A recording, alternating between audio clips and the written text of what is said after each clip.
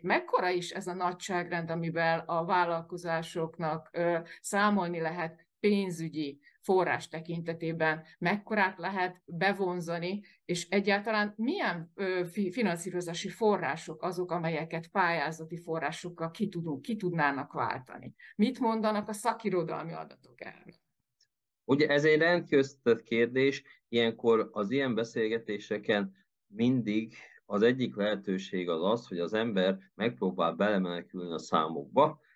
Az biztos, hogy jó hír számunkra a vállalkozás fejlesztéssel babráló embereknek, illetőleg a vállalkozóknak is, hogy a 2021-2027-es periódusban a Ginopra szánjuk a tervezett források alapján a legnagyobb összeget.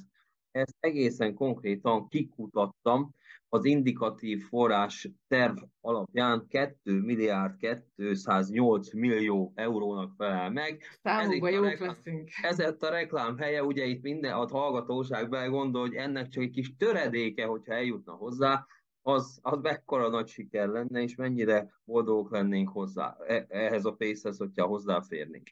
Ez nyilván ugye az egyik fajta vállalkozás fejlesztési lehetőség, ezt mindig el szoktam mondani, mert gyakorlatilag EU és KKV-ként, és akkor egy kicsit most a elméleti mundéromat veszem fel, ugye kétféleképpen tudunk hozzájutni uniós forráshoz.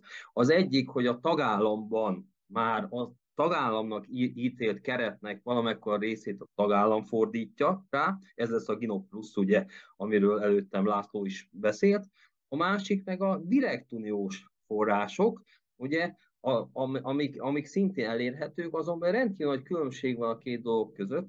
A hazai forrásoknál nyilván a saját módszertanunknak megfelelően a saját mezőnyünkben versenyzünk, még ezzel szemben ugye a direkt uniós forrásoknál ott meg a többi uniós KKV-vel versenyzünk, és ugye ez egy másik mezőny.